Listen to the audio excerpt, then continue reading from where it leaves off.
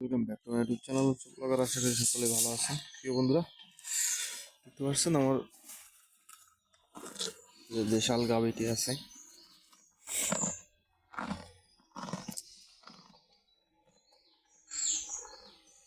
ওর এই শাড়িটি পরিষ্কার করে প্রথমে হচ্ছে বিছালি দিব, তারপরে আলাদা করে পানি দিব, আর দানাদার খাবার বিছালির পরে আলাদাভাবে দিব। হচ্ছে আমার দেশাল যে একটি গাভী, একটা বাছুর আছে, আর এই দুটো হচ্ছে আর হচ্ছে ষাঁড় বাছুর। এদেরকে হচ্ছে আমি একইভাবেই খেতে দেবো। দুটো শাড়িতে এসে হচ্ছে আমার মোট এই 3টা গরু আছে, আর এই যে ছাগল আছে এটা, আর এই ছাগলটা হচ্ছে ওই পাশের, ওখান থেকে ছুটে আসছে। তো এটা হচ্ছে আমার ছাগল, একটা ছাগল জন্মের বয় বাচ্চা। এর সকালে যে খাবারগুলো, সবজি পাতা, আমাদের যে নিত্য প্রয়োজনীয় যে তরকারিগুলো রান্না করে বেঁচে যায়, এগুলো খাওয়ার জন্য। ছাগলটার বয়স বেশি দিন না। আর আসেন আপনাদের যে আমার যে গোয়ালঘর, এই গোয়ালঘরটা দেখাই। এই যে লম্বা আছে আপনার 30 ফুট। তো এখানে আপনার ভাবছি যে আরও একটা ফ্রিজিয়ান ও গরু উঠাবো। তো সবাই দোয়া করবেন যেরকম একটা ফ্রিজিয়ান বকনা বাছুর উঠানোর চেষ্টায় আছি, দেখি সফল হয় কিনা, উঠাতে পারে কিনা, সবাই দোয়া রাখবেন। তো প্রিয় ভাই, এই যে আমার গোয়ালঘরটা, এই গোড়াগুলো দেখতে পাচ্ছেন আমার, গোড়াগুলো এইভাবে তৈরি করা। জানি না কতটুকু ইয়ে হয়েছে, তারপরেও একটাতে পানি, একটাতে খাবার, এভাবের জন্য একটু বেশি হয়ে গেছে। একটাতে পানি, একটাতে ধরেন অনেক জায়গা লাগে, তারপরেও মোটামুটি খাপ না। আমাদের এখানে পানি আমরা তো এসে খেতে দেই, যে গাবলে আছে এগুলো তো খেতে দেই। আমার গোয়ালঘর এটা, সামনে এখানে কিছুদিন পর আপনার যে গ্রিল আসছে, অবশ্যই যে চর্বি বেশির ব্যাপার আছে, অবশ্যই সেফটিভাবে দেওয়া ভালো। যেহেতু আমরা গরুর বেশি তালা মেরে রাখি, তারপরেও দরজা বানাইতে দিছি। সেফটি নিয়ে কোনো ইয়ে হবে না, আগে সেফটি তারপরে সব উপরওয়ালার ইচ্ছা।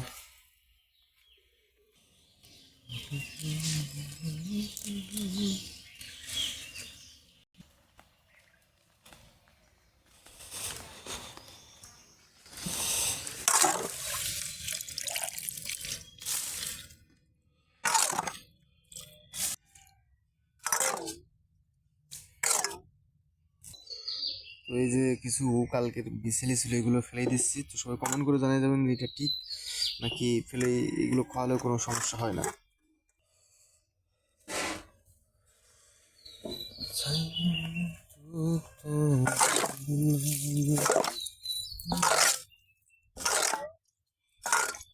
এটাও পরিষ্কার করে দিলাম।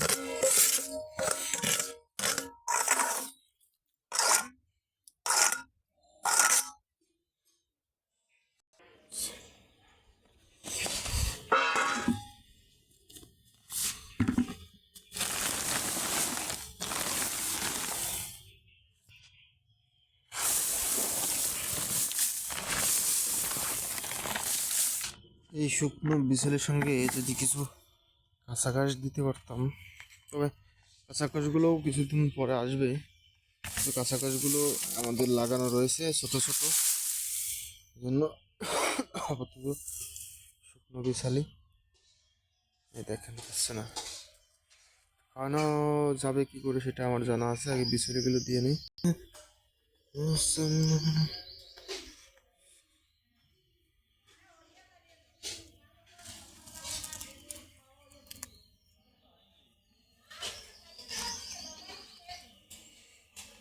নাও দুইজনই খাও।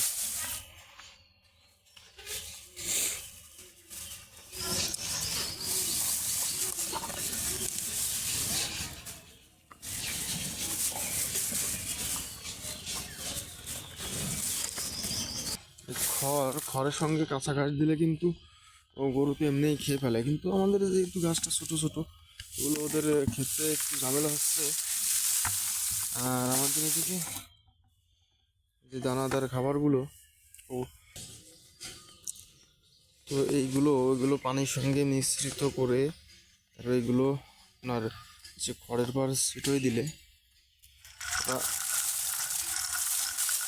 খড়ের পর ছিটোই দিলে সেগুলো খাই। তবে শুনলাম যে এগুলোর গুণগত মান থাকে না, তো আজকে এইভাবে চেষ্টা করলাম, দেখি খ্যারের সঙ্গে এগুলো খাই কি না। সে খাবে মনে হয়।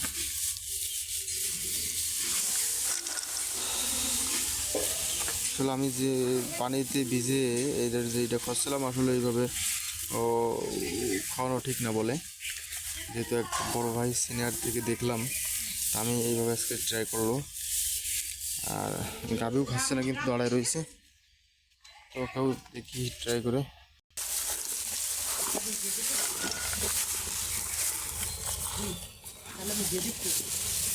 হুম, এই যে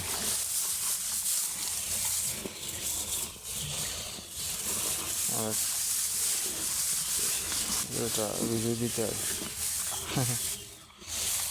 সে বলতেছে এটা ভিজিয়ে দিতে হয়।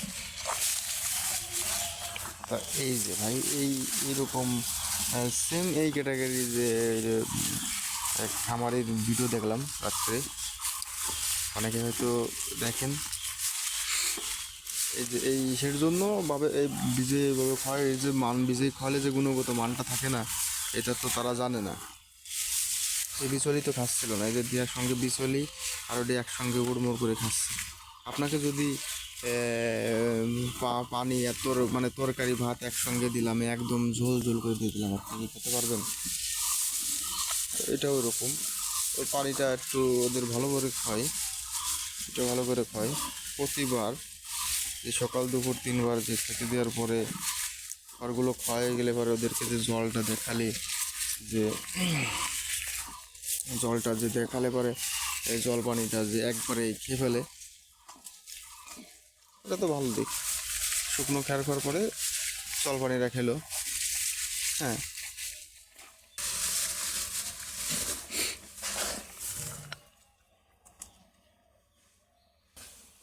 এটা দেওয়াতে কিন্তু প্রচুর পরিমাণে দেখেন, যে খেয়ার অর্ধেক কিন্তু অলরেডি খাওয়া শেষ।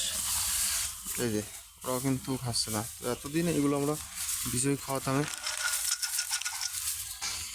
পরিমাণে।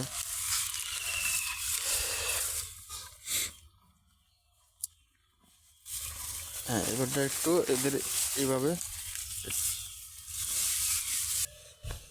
তো এটা হচ্ছে জিং স্কোয়ার কোম্পানি।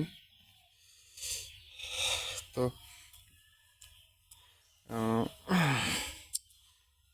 এটা হচ্ছে আমার বাবা খাওয়াই অন্যরকম, আমি একটু ভিন্ন কায়দায় খাওয়াবো, পরিমাণ মতো।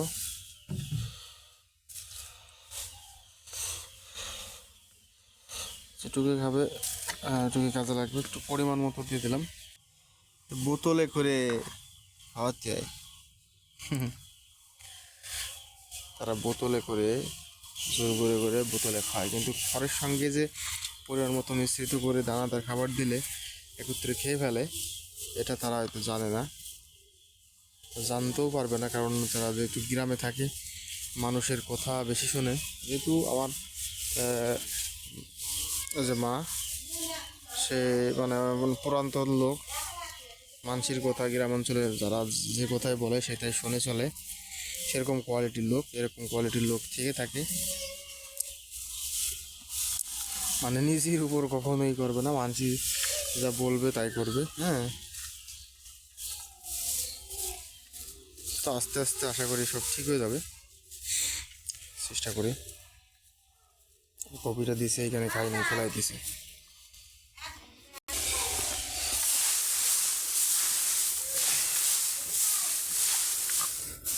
এই যে এই যে এই যে দেখছেন, বিচলি থেকে এত বড় একটা মাটি পালাম।